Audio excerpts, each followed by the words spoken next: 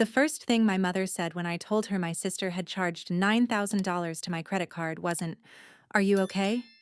It wasn't, "How did this happen?"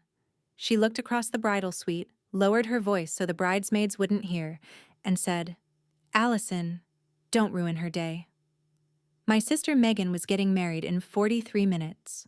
The restaurant downstairs had just shown me an authorization form with my name on it. And according to the manager, I had personally approved the entire rehearsal dinner bill the night before. There was only one problem. I had never signed anything. My name is Allison Parker. I'm 30 years old, I live in Richmond, Virginia, and I work as an auditor. I spend my days looking at invoices, approvals, expense reports, and numbers that don't make sense until someone asks the right question. My family thought that made me overly cautious. Megan called it being difficult. She was 27 and had always been the kind of person who could turn a mistake into everyone else's responsibility. If she overspent, Dad covered it. If she hurt someone, we were told Megan was sensitive. I learned the opposite lesson.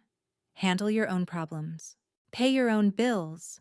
Maybe that's why I was the one standing in a hotel hallway on Megan's wedding morning with a $9,086.42 charge pending on my American Express account while everyone else argued about flowers. The notification had arrived at 8:14 a.m., the Jefferson Room at Bellwether House. At first, I thought it was a hotel mistake. Months earlier, I'd allowed Megan to use my card to reserve the bridal suite because hers was close to its limit. Reserve, not pay. I called the card company from the elevator. The representative said the charge had been processed manually with a signed authorization. Because my card was already on file, a dispute would require documentation. That changed everything. This wasn't somebody randomly stealing my card number. Someone had used the fact that my card was already there. I went downstairs. The Jefferson Room looked beautiful. White linen, gold chairs, tall windows overlooking downtown Richmond. The remains of Megan and Ethan's rehearsal dinner had been cleared away, but I could picture the 70 guests and the open bar Megan insisted they needed because Ethan's family expected a certain standard. I hadn't attended. I'd been upstairs working on a quarter-end audit. A manager named Daniel Mercer met me near the host stand.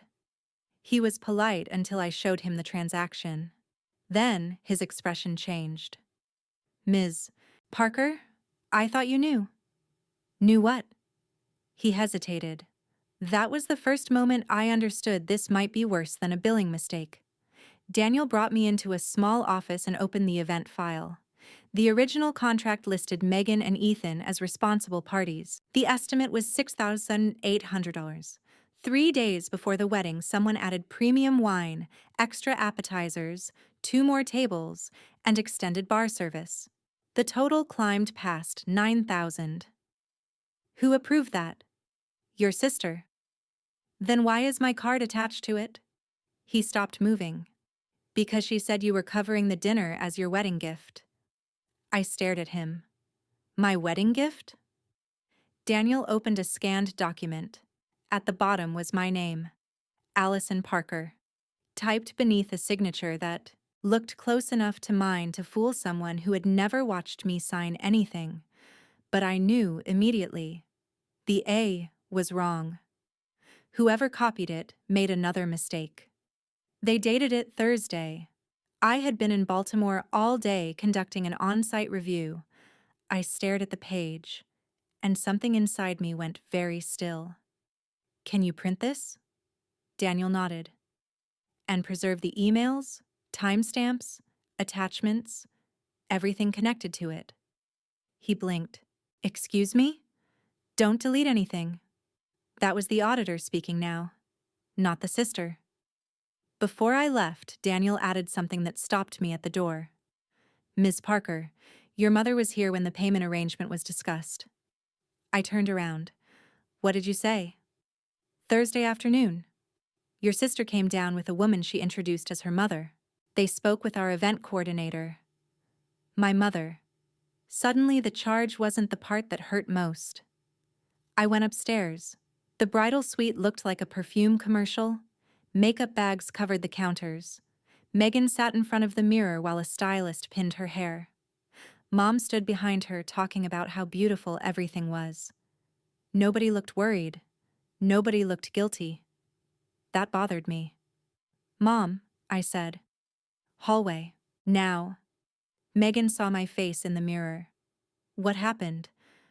"I need to talk to Mom." She looked at Mom. Mom looked at Megan. It lasted maybe 1 second, but I caught it. That tiny exchange people make when they're checking whether everyone remembers the same story. Mom followed me outside. "What is this about?" "We're already running behind." I held up my phone. $9,086.42. Her eyes dropped to the screen. She didn't ask what it was. She sighed. Just sighed.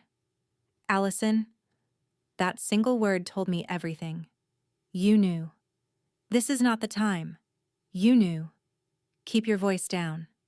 Did Megan forge my signature? Mom's face tightened. Don't use words like that. What word would you prefer? She was going to talk to you. After the charge cleared? She was under enormous pressure. Ethan's parents invited half their business circle. The dinner got more expensive than expected. So she put it on my card. She planned to pay you back. When? Mom glanced toward the suite door. That was answer enough. Then she said the line I think I'll remember for the rest of my life. Allison, don't ruin her day. Not Megan's lie, not $9,000. Me. I was apparently the threat to the wedding. She expected me to swallow it, smile in photographs, watch Megan walk down the aisle, wait until after the honeymoon before asking for the money back. Did you watch her sign my name? Mom's expression changed. Barely. But enough. I didn't say that. That wasn't my question. She was crying, Allison. The coordinator said they needed another card. Megan panicked. And then? Mom rubbed her forehead.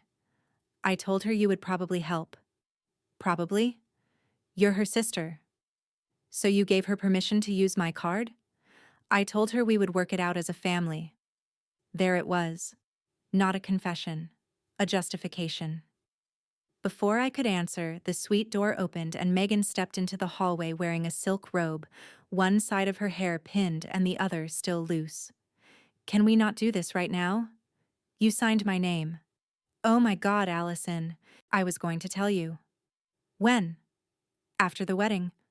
Convenient. You make more money than I do. For a moment, even Mom looked startled. Megan realized it too late. She softened her voice. I mean, you know I'm good for it. No, I don't. Her face hardened. This is exactly why I didn't tell you beforehand. You turn everything into an investigation. I almost smiled. Because she was right about one thing. It had just become one. I asked how she got the card information. She said it was already on file. I asked how she signed my authorization. She said the coordinator told her electronic approval would be fine. I asked why Daniel had a handwritten signature. She stopped answering. Then Ethan appeared at the end of the hallway in tuxedo pants and a white shirt, his tie hanging loose around his neck. He looked from Megan to me. What's going on? Megan spoke first. Allison is freaking out about the rehearsal dinner. Freaking out. Not discovering a forged signature. Freaking out. Ethan frowned. I thought your mom handled that. Megan's eyes snapped toward him. And that was the second moment everything shifted. What do you mean? Mom handled it? I asked. Ethan looked confused. Megan said Linda offered to cover the difference. No one spoke. Mom's face drained of color. Megan stared at him like she wanted to pull the words back into his mouth. 3 different stories. 1 charge. My card. And now I knew the $9,000 wasn't the whole lie. Not even close. My phone buzzed. Daniel had sent me a photograph of the authorization page. Under the signature was a handwritten note I hadn't noticed before. Cardholder approved by phone, confirmed by L. Parker. L. Parker.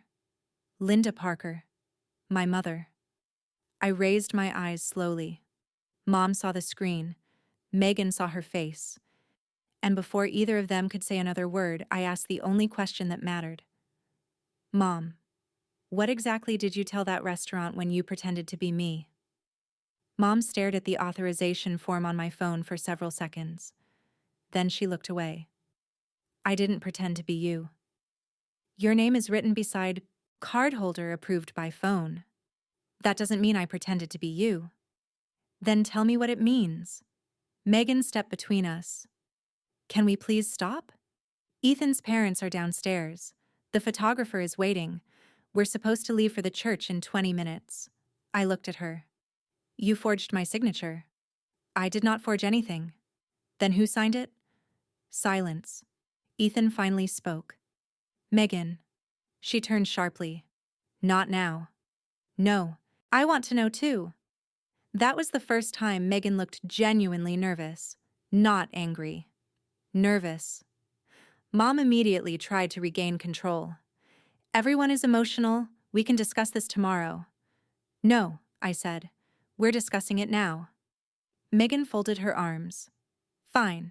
I signed it. Ethan stared at her. Mom closed her eyes. There it was.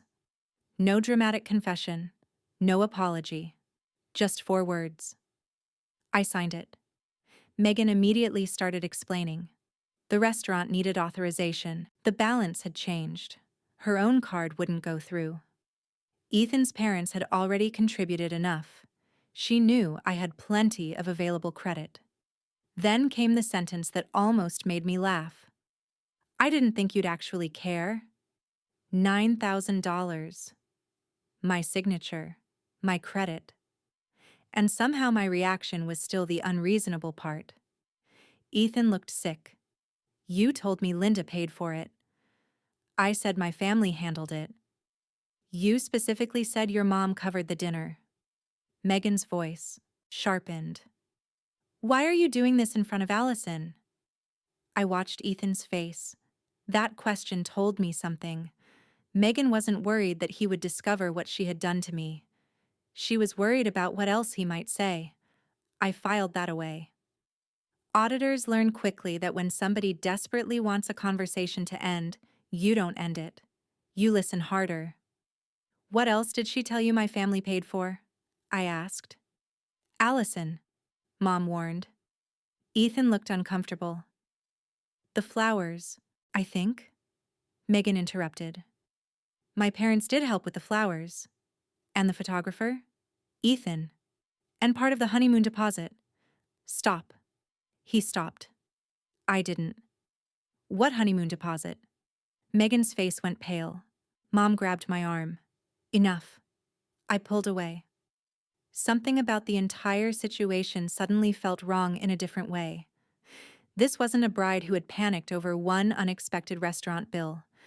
Megan had apparently been telling her fiancé that money was coming from different members of our family. I thought about the past 6 months, the calls, the little requests, the emergencies. $400 for a bridesmaid deposit that Megan promised to reimburse. $600 for alterations because the boutique supposedly charged the wrong card. A hotel reservation. A vendor hold. Small enough amounts that I hadn't connected them. Individually, each one had seemed annoying, but believable. Together, I needed numbers. I'm going downstairs. Megan looked alarmed. Why? To speak to Daniel. No. The word came out too quickly. I stopped. Why not? He already showed you the bill. Yes. So what else do you need? I don't know yet. That answer frightened her more than anything else I could have said. I walked away. Behind me, Mom called my name. I kept going. The elevator doors closed just as Megan reached the hallway. For the first time that morning, I was alone. I opened my banking app, then my credit card statements. I searched Bellwether. The rehearsal dinner appeared immediately, $9,086.42. Then another charge caught my eye. Bellwether House, 1,150, 6 weeks earlier. I remembered that one. Bridal suite reservation. Except Megan had told me the deposit was $500. I searched again. Another transaction, 780, 4 months earlier. Bellwether Events. I didn't remember that at all. The elevator reached the lobby. I stayed inside. The doors opened, closed. I searched Megan's name in my payment history. Venmo, Zelle, checks, transfers. The amounts began stacking up. 350, 600, 425, 100, 275, not all wedding related. At least, they hadn't been described that way. Car trouble, dress fitting, emergency dentist appointment, a problem with her apartment deposit. I stood inside that elevator staring at the numbers while it traveled uselessly between floors because I had forgotten to get out. I wasn't looking at $9,000 anymore. I was looking at a pattern. And patterns were my job. When the doors opened again, Daniel was standing in the lobby. He noticed me. Ms. Parker? I need to ask you something. We returned to his office. I showed him the $1,250 charge. What was this? He checked the date. That was the initial wedding block deposit. My sister told me the bridal suite deposit was $500. Daniel turned his monitor toward himself. A few clicks. His expression changed. What? This wasn't just the bridal suite. What was it? Guest room block? Bridal suite? And event reservation. Whose event? He looked at me. Your sister's. I leaned back. So she used my card to secure the wedding venue 6 weeks ago. Yes. Without telling me. I can't speak to what she told you. Was there an authorization? Daniel searched, then shook his head. Online reservation. Card information entered through the client portal. Megan knew my card number because I had texted it to her months ago. Stupid. But trusting your sister isn't supposed to require fraud prevention procedures. What about this one? I showed him the $780 charge. Daniel searched again. That was credited toward floral services. I stared at him. Flowers? Yes. Ethan had just said Megan told him our parents paid for the flowers. I felt that strange cold clarity again. Print everything. Associated with my card. Daniel hesitated. Anything I'm legally allowed to receive, I added. That made him more comfortable. He began gathering the records. While the printer worked, my phone rang. Megan. I declined it. She called again. Declined. Then Mom. Declined. A text appeared. Please don't embarrass your sister in front of Ethan's family. I read it twice. Not. We need to fix this. Not. Megan will repay you. Don't embarrass your sister. I took a screenshot. Maybe it was the auditor in me. Maybe I had finally learned what happened when conversations stayed verbal in my family. Either way, I started preserving everything. Daniel handed me 11 pages. Is that all? That's everything directly connected to your card in our system. I began reviewing them. Page 1, rehearsal dinner. Page 2, wedding block. Page 3, flowers. Then I reached page 7. There was an email from Megan, sent 3 weeks earlier. Daniel had printed it because my card's last 4 digits appeared in the thread. I read the message once, then again. Daniel. Yes? Who is AP in this email? He came around the desk. Megan had written, AP has agreed to handle any remaining balances. If there are additional charges, use the card ending in 1847. My card? Daniel looked uncomfortable. I assume that was you. Did you ever speak to me? No. Did anyone from the hotel? He thought about it. Our coordinator may have. Which coordinator? Melissa Grant. Can I speak with her? She's upstairs overseeing the wedding setup. Please ask her to come down. Daniel called. 5 minutes later, Melissa entered the office. She was probably in her 40s, professionally dressed, radio clipped to her waist. Daniel explained the situation carefully. Melissa's expression went from confusion to concern. I did speak to Allison. No, I said. You didn't. She looked at me. I spoke to someone who identified herself as Allison Parker. My stomach tightened. When? Thursday. The same day I was in Baltimore. Phone or in person? Phone. What did she say? Melissa looked toward Daniel. He nodded. She confirmed the card authorization. I asked her to verify the billing address and the last 4 digits. Both things my mother knew. I felt my pulse in my throat. What did this woman sound like? Melissa hesitated. I don't know how to answer that. Older than me? Another hesitation. Yes. Mom. I wanted to be wrong. I really did. But I could already picture Thursday afternoon. Megan standing beside Mom. The restaurant calling. Mom answering. Maybe Megan whispering the information. Maybe Mom telling herself she was just helping. How long was the call? 2 or 3 minutes. Did she explicitly say, I am Allison Parker? Melissa looked increasingly uncomfortable. Yes. There it was. My own mother had impersonated me to authorize a charge I never agreed to. I thanked Melissa. Then I asked Daniel for his business card. What are you going to do? He asked. I don't know yet. That was true. But I knew what I wasn't going to do. I wasn't going upstairs and screaming.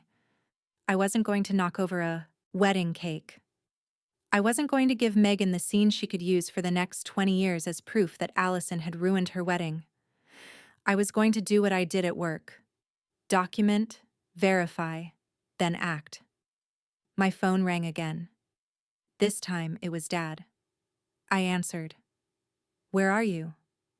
Downstairs. Your mother is crying. Did she tell you why? She said there's some issue with Megan's dinner. Some issue? Dad sighed. Allison, whatever happened, can we get through the ceremony first? I closed my eyes. Dad, Megan forged my signature and Mom impersonated me to authorize $9,000 on my card. Silence. For 1 second, I thought maybe he hadn't heard me. Then he said, quietly, I know. Everything around me seemed to disappear. What? I found out this morning. How? Your mother told me. And you were going to say nothing? I was going to make Megan repay you. With what money? Another silence. That one was longer. Dad, we'll figure it out. With what money? Allison, does Megan have $9,000? No. There it was. The repayment plan never existed. They hadn't borrowed money. They had assigned me the loss. How much do you know? Dad sounded tired. More than I want to discuss on the phone. That answer made the hairs on my arms rise. Meet me in the lobby. I can't leave right now. Why? Megan is having some kind of panic attack. I almost said something cruel. Instead, I asked, did you know about the other charges? What other charges? The $250, the $708. Dad went silent again. This time I knew. He knew something. Maybe not those exact charges, but something. Dad? Just come upstairs. No. Allison. Lobby. 5 minutes. I hung up. He arrived 7 minutes later. My father, Robert Parker, was 61 and normally looked 10 years younger. That morning he looked exhausted. His tie was crooked. He sat across from me in a quiet corner of the lobby. I placed the documents between us. Tell me. He glanced down. What? Everything you know. He rubbed both hands over his face. Your sister got in over her head. How far? I don't know. You do? No, I genuinely don't. Then tell me what you do know. Dad looked toward the elevators. Megan's been having money problems. What kind? Credit cards. How much? I don't know exactly. Estimate. Maybe 20,000. I stared at him. Megan worked as an assistant manager for a boutique furniture store. Ethan worked in commercial insurance. They weren't wealthy, but $20,000 in secret credit card debt didn't appear overnight. Does Ethan know? No. Of course he didn't. How long have you known? 3 months. And you still let them spend this much on a wedding? We tried to get her to cut back. I actually laughed. Not because it was funny, because the alternative was screaming. She had 70 people at a $9,000 rehearsal dinner. Ethan's family has money. Megan felt like she had to keep up. So she used mine. Dad looked ashamed. I told your mother not to let her use your card. That sentence caught me. Let her? Dad realized his mistake. What do you mean, let her? Nothing. No. You didn't say, I told her not to use your card? You said you told Mom not to let Megan use it. Allison, how long have they been doing this? He looked down. And suddenly, I remembered something from almost a year earlier. A charge from a department store. $642. I had called Megan because she had borrowed my card to order Mom's birthday gift. Megan apologized, said she accidentally saved my card in her browser. She reimbursed me 3 days later. At least I thought she had. What else did she use my card for? Dad whispered. I don't know. Does Mom? He didn't answer. That was enough. I stood. Where are you going? Upstairs. Dad stood too. Please don't confront Megan right now. I'm not going to confront Megan. Then what are you doing? I'm getting my purse. He followed me into the elevator. Allison, please. I looked at him. Why is everyone begging me to protect the person who stole from me? Dad had no answer. The elevator opened. The hallway outside the bridal suite had become frantic. Bridesmaids moving everywhere. A photographer checking his watch. Someone carrying bouquets. Mom stood near the suite door. Megan was inside. I walked directly toward my purse on a chair. Mom intercepted me. Where have you been? Talking to the hotel. Her face changed. You had no right to drag them into a family matter. I stared at her. The hotel is the merchant you lied to. Lower your voice. No. A bridesmaid looked over. Mom grabbed my elbow. I removed her hand. Then Megan appeared. Her makeup was finished now. White dress, veil. Perfect.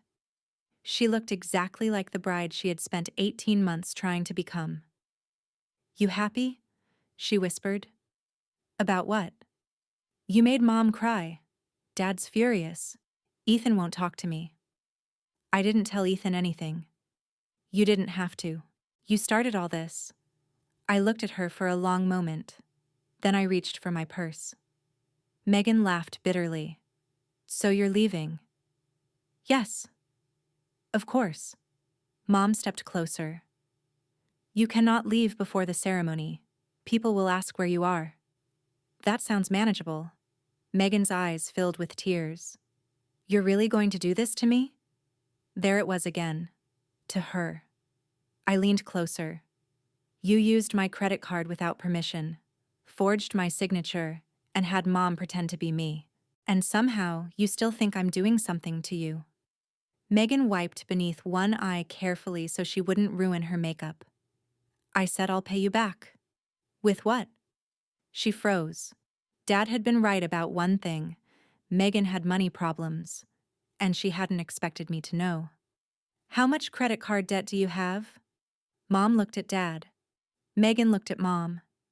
Nobody looked at me. That little triangle of panic told me the 20,000 Dad mentioned wasn't the real number. Megan? None of your business. It became my business when you started using my credit. I opened my purse and removed my wallet. Then I stopped. Something was wrong. My American Express card wasn't there. I checked the second slot. Then the third. Nothing. I emptied the wallet into my purse. Driver's license, debit card, corporate card, Visa, no American Express. I knew I had put it there. I had used it at a gas station 2 days earlier. I looked up. Megan had stopped crying, and that was when I noticed something else. She wasn't looking at me. She was looking at Mom. "Where is my card?" Mom's lips parted. Megan said nothing. "Where is my card?" "Allison," Mom whispered. My stomach dropped, because suddenly I understood why the restaurant had been so comfortable processing everything. Maybe Megan hadn't just saved my card number. Maybe she had the actual card. I stepped toward her. "Megan, where is it?" She shook her head. "I don't know." Then Ethan spoke from behind us. "I do." Everyone turned. He stood at the end of the hallway holding a small white envelope. His face looked completely different now. Cold, confused, and angry. "I found this in Megan's makeup bag." He walked toward me. Inside the envelope was my American Express card. But that wasn't all. There were 2 receipts folded behind it. Ethan handed them to me. "I think you need to see those too." The first receipt was for $2,400. The second was for $375. Neither was from the hotel.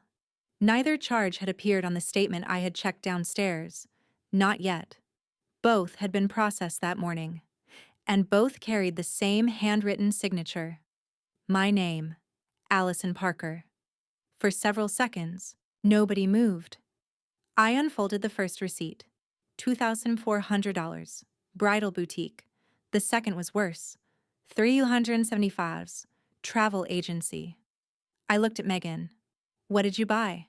She didn't answer. Ethan did. "The boutique charge is probably the dress balance." Megan spun toward him. "Ethan, stop." He ignored her. "And the travel agency." His face changed as he read the receipt again. Our honeymoon was already paid for. Mom whispered Megan's name. Megan's eyes filled with panic. That was when I knew. The travel charge wasn't something Ethan knew about. I took out my phone and called American Express. Megan stepped toward me. "What are you doing?" "Reporting my card stolen." "You can't do that." I actually laughed. "It's my card." The representative asked me to verify my identity. Then I explained that I had discovered multiple unauthorized transactions and that the physical card had been taken without my permission. When she asked whether I still had possession of it, I looked directly at Megan. "I recovered it from the person who took it." Megan's face went white. The representative froze the account immediately. Then she started reading recent authorizations: 9,086 42s, 12,403 175, 780 1,250s, and another one, 1,890s. I stopped her. "What was the last one?" She repeated it. "A jewelry store in Richmond. 4 days earlier." I looked at Megan's left hand. Her engagement ring sparkled beneath the hallway lights. But that didn't make sense. Ethan had bought the engagement ring more than a year ago. "What did you buy at a jewelry store?" Megan covered her mouth. Ethan stared at her. Then he looked at the necklace around her neck, a delicate diamond pendant. I remembered Mom admiring it that morning. "Something borrowed from Grandma," she had said. Ethan stepped closer. "Megan." She touched the necklace instinctively. "Did you buy that with Allison's card?" "It was supposed to be part of the wedding budget." "Whose wedding budget?" She started crying again. This time nobody rushed to comfort her. The American Express representative was still talking in my ear, explaining the dispute process. I requested fraud claims on every transaction I hadn't authorized. Then she said something that made me sit down. "There may be additional pending authorizations that haven't posted yet." "How many?" "I can see 3. Megan closed her eyes. The first was $940. The second, $600. The third, For 250. Nearly 7,000 more. If all of them settled, Megan had attempted to put more than $24,000 on my card. Not 9, 24.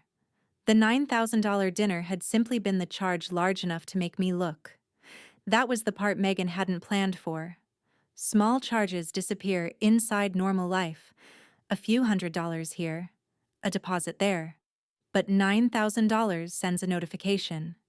$9,000 asks to be noticed. I requested the merchant names: wedding transportation, event rentals, and another, hotel, not Bellwether House, a resort in St. Lucia. Ethan slowly lowered his head. Our honeymoon. Megan started talking quickly. It was an upgrade, that's all. I wanted the oceanfront suite, and they only had one left. Ethan looked at her as though he no longer recognized her. You told me your father upgraded it as a surprise. Dad's expression hardened. I did not. I know that now. Megan turned to him. Everybody needs to stop acting like I murdered someone. Nobody answered. That made her angrier. I was going to pay Allison back. I ended the call and put my phone away. With what money? I have a job. You have debt. Dad looked down.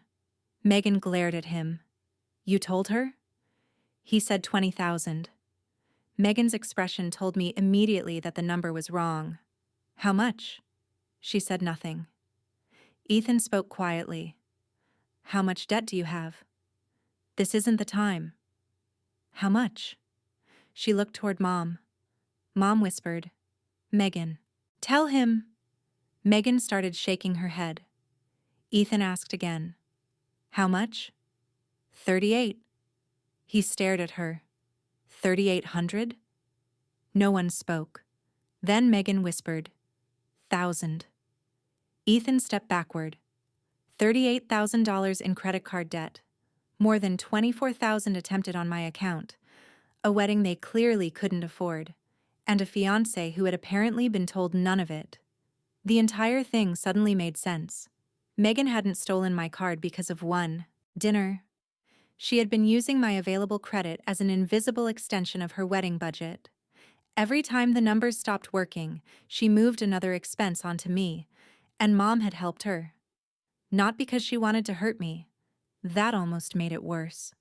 She had helped because, somewhere along the way, my money had stopped feeling like mine. I was the responsible daughter, the one with savings, the one with good credit, the one who didn't need rescuing. So when Megan needed rescuing, they used me as the rescue boat without bothering to ask whether I wanted to be one. Ethan loosened his tie. I need a minute. Megan grabbed his arm. Please don't do this. He pulled away. You lied to me about $38,000. I was going to fix it. How? She had no answer. You told me your parents were paying for things they weren't paying for. I was embarrassed. You stole your sister's credit card. I borrowed it. I finally spoke. You took it from my wallet. Megan looked at me. You weren't using it. That sentence destroyed whatever sympathy I still had. Not because it was cruel, because she believed it. Ethan walked away. Megan followed him. Mom started after them, but Dad caught her arm. Let them go. She turned on him. This wedding is falling apart. Dad looked at her. No, Linda, it was already falling apart. We just didn't know. The hallway became quiet. For the first time all morning, Mom looked at me without trying to manage my reaction. I was trying to help your sister. I know. I never meant for it to get this far. But it did. She was desperate. So you impersonated me. Mom's eyes filled with tears. I thought you'd be angry. Then, we'd work something out. You decided what I could afford to lose. No. Yes. I picked up my purse. You didn't ask because you knew I'd say no. Mom couldn't deny it. That was the truth beneath everything. If she genuinely believed I would happily pay, she would have called me. She didn't. Because this had never been generosity. It was permission taken after permission had already been denied in their heads. Dad sat beside me. How much damage? If everything settles, over 24,000 on this card alone. Mom covered her mouth. Dad looked stunned. You didn't know? I asked. He shook his head. No. Then something occurred to me. Mom, how many times have you helped Megan use my card? Only Thursday. Think carefully. I swear. Have you ever given her my banking information? No. Social security number? No. Allison, Dad said. Why are you asking that? Because I was an auditor. And when one control fails, you don't assume every other control is fine. You test them. I opened a credit monitoring app. My score appeared first, then my open accounts. Checking, savings, American Express, Visa, student loan, almost paid off, and one account I didn't recognize. I stopped scrolling. Capital One, opened 11 months earlier. Balance, 6,143. For a second, I genuinely thought I was reading someone else's report. I refreshed it. Same result. Megan had gone completely still. I looked at her. She had returned to the hallway without me noticing. Ethan stood several feet behind her. His face was empty. Megan. She started crying before I asked. That was my answer. Dad stood so quickly his chair scraped the floor. What did you do? Megan shook her head. It wasn't supposed to stay open this long. I felt something inside me. Change. The wedding disappeared. The dress, the flowers, the dinner. None of it mattered anymore. You opened a credit card in my name? I was going to close it. When? I just needed it temporarily. 11 months. I was paying it. There's almost $7,000 on it. I know. Dad's voice rose. You stole your sister's identity? Mom whispered, Robert. He turned on her. Did you know about this? No. For once, I believed her. Megan sank into a chair. I didn't know what else to do.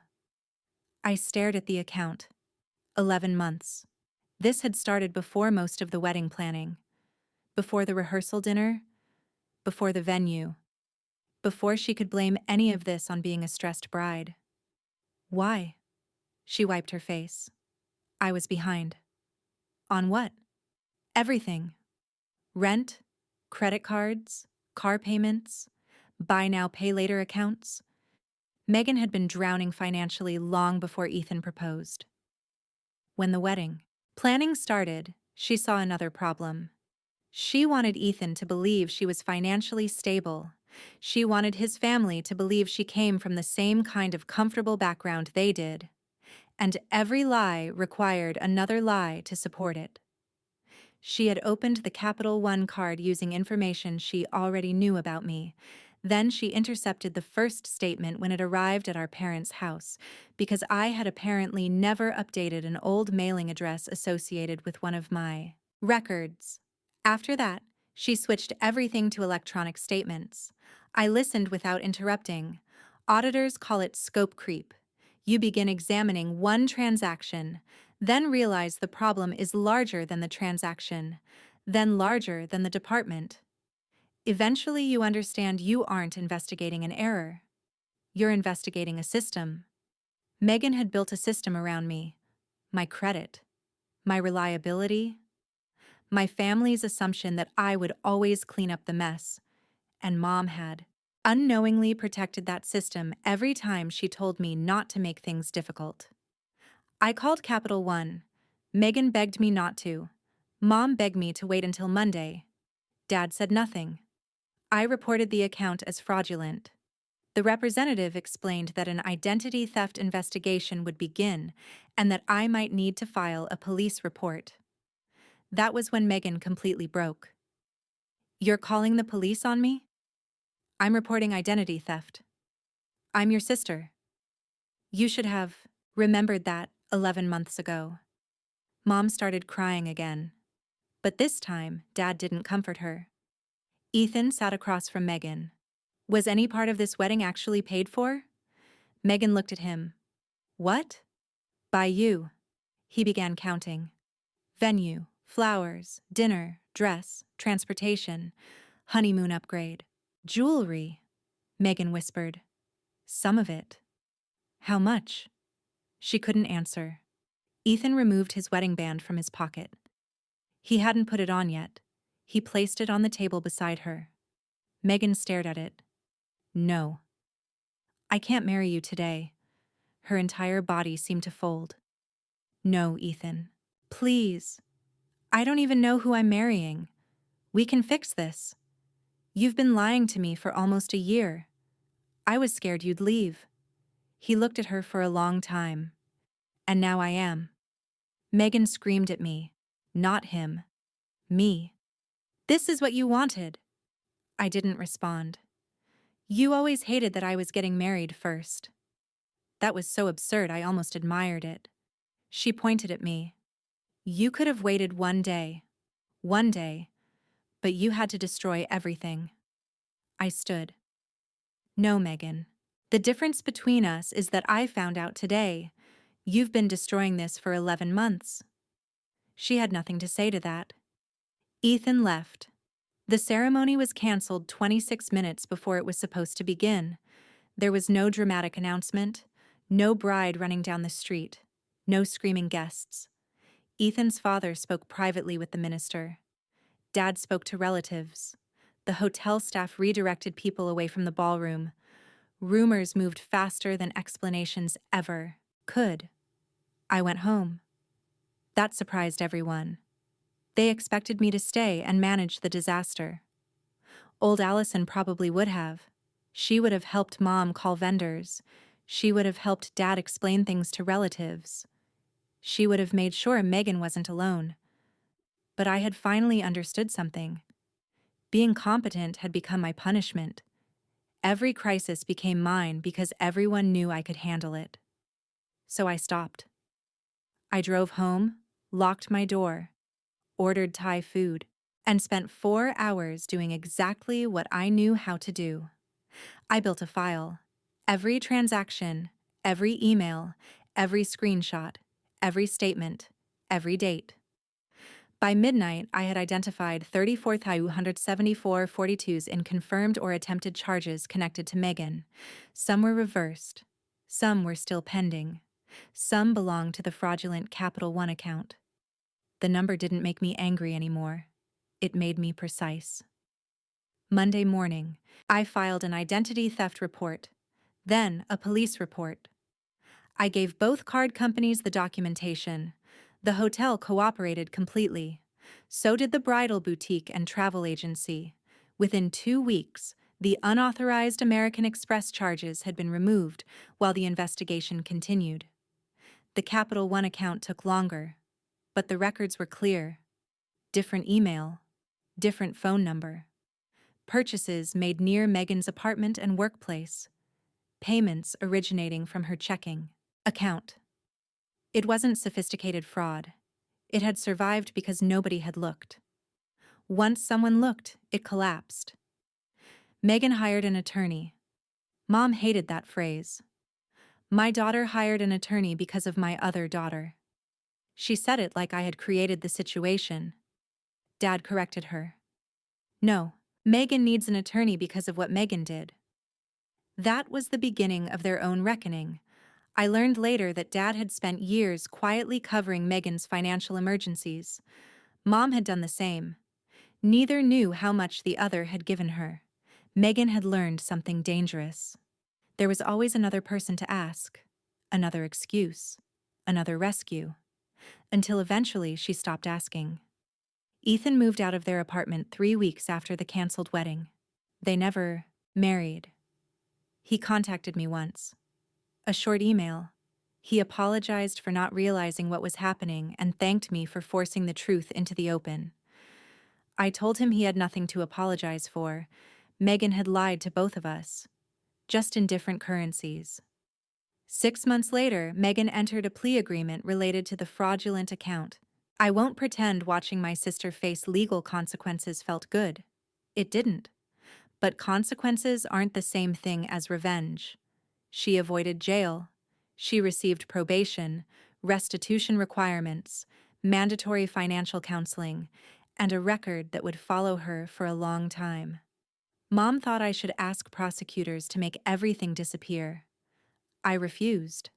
Not because I wanted Megan punished, because I was finally done protecting her from the cost of her own decisions.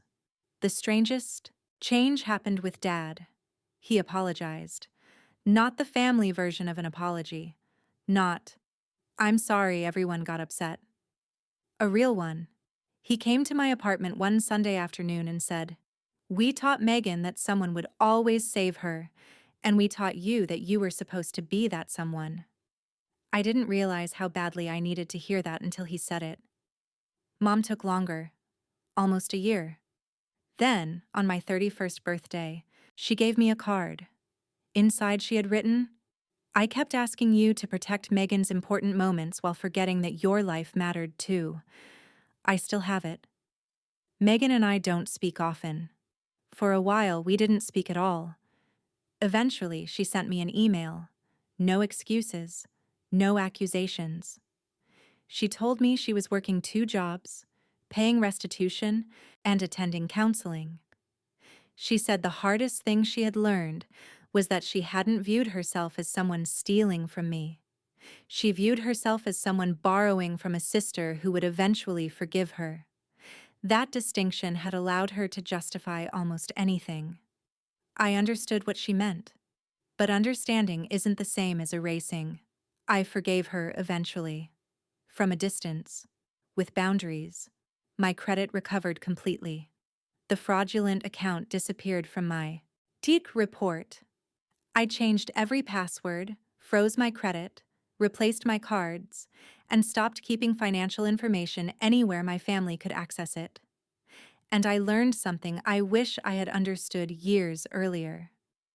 Being the responsible person in a family can feel like a compliment, until responsibility becomes obligation, until your savings become everybody's emergency fund, until your patience becomes permission, until keep the peace really means accept the damage quietly so the person causing it doesn't have to feel uncomfortable. Megan's wedding never happened. For months, Mom described that Saturday as the day everything fell apart. I see it differently. That was the day everything became visible. The debt, the lies, the favoritism, the excuses. The role I had been playing without realizing it. All because of one notification on my phone. $9,086.42. A dinner I never ordered. A signature I never wrote. And a mother who looked at me 43 minutes before her younger daughter's wedding and said, "Don't ruin her day." I didn't. Megan had already done that. I just stopped paying for it. If you've ever been called selfish simply because you finally set a boundary, tell me in the comments what happened. And if stories about betrayal, consequences, and quiet strength resonate with you, subscribe to Her Quiet Revenge. Sometimes revenge isn't destroying someone's life. Sometimes it's simply refusing to let them keep using yours.